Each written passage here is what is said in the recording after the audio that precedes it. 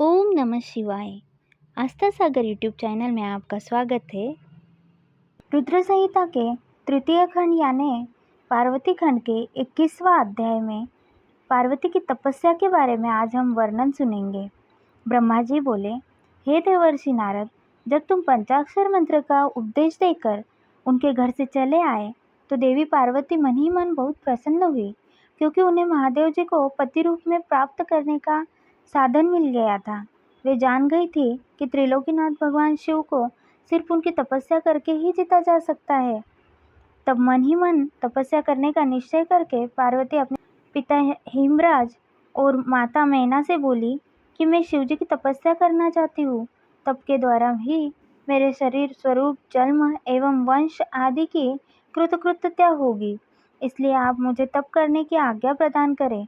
उनकी तप करने की बात सुनकर पिता हिमालय ने सहर्ष आज्ञा प्रदान कर दी, परंतु माता मैना ने उन्हें घर से दूर वनों में जाकर तपस्या करने से पार्वती को रोकते हुए मैना के मुंह से उ माँ शब्द निकले।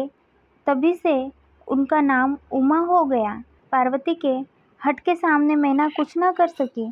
तब खुशी से उन्होंने पार्वती को तपस्या करने की आज्ञा प्रदान कर दी। तत्पश्चात माता पिता की आज्ञा पाकर देवी पार्वती खुशी से मन में शिवजी का स्मरण करते हुए अपनी सखियों को साथ लेकर तपस्या करने के लिए चली गई।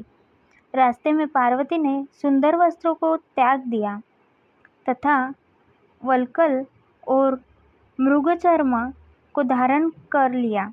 उत्तम वस्त्रों का त्याग करने के उपरांत देवी गंगोत्री नामक तीर्थ की ओर चल दी, जिस स्थान पर भगवान शंकर ने घोर तपस्या की थी और जहाँ शिवजी ने कामदेव को भस्म कर दिया था, वह स्थान गंगावतरण तीर्थ के नाम से प्रसिद्ध है। वहीं पर देवी पार्वती ने तप करने का निश्चय किया। गौरी की यह तपस्या करने से ही यह पर्वत गौरी शिखर के नाम से प्रसिद्ध हुआ है। उस स्थान पर पार्वती ने अनेक फलों के वृक्ष लगाए।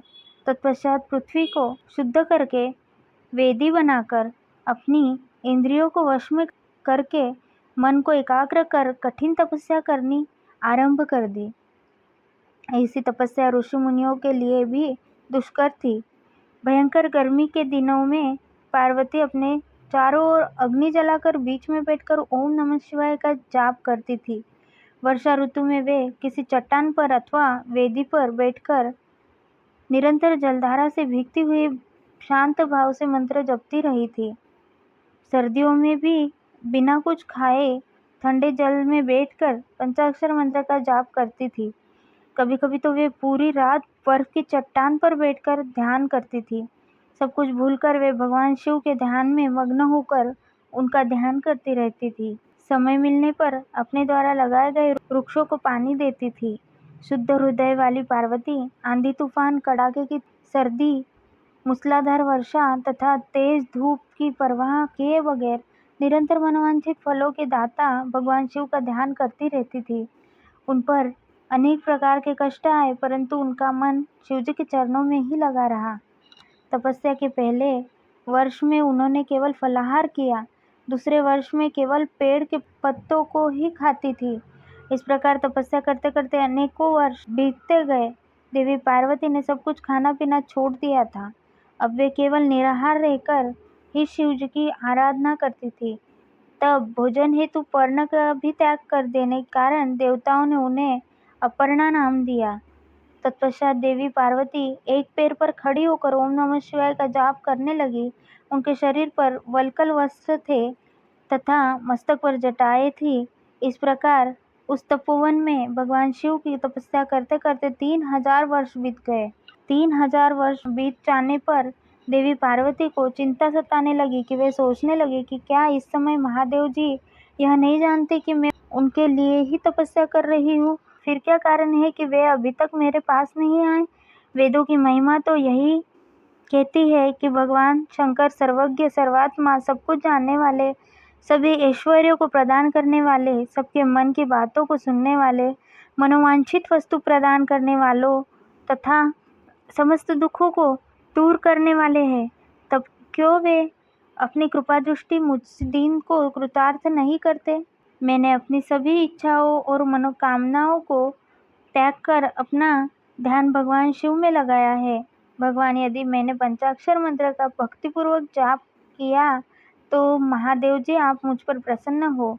इस प्रकार हर समय पार्वती शिव जी के चरणों के ध्यान में ही मग्न रहती थी। जगदम्बा माँ का साक्षात अवतार देवी पार्वती की वह तपस्या परम आश्चर्यकारक थी। उनकी तपस्या सभी को मुग्ध कर देने वाली थी। उनके तप की महिमा के फलस्वरूप प्राणी और जानवर उनके ध्यान में बाधा नहीं बनते थे। उनकी तपस्या के परिणाम स्वरूप वहाँ का वातावरण बड़ा मनोरम हो गया था। वृक्ष सदा फलों से लदे रहते थे। विभिन्न प्रकार के सुंदर सुगंधित फूल हर समय वहाँ खिले रहते थे। वह स्थान कैलाश पर्वत की सी शोभा पा रहा था तथा पार्वती की तपस्या की सिद्धि का साकार रूप बन गया था।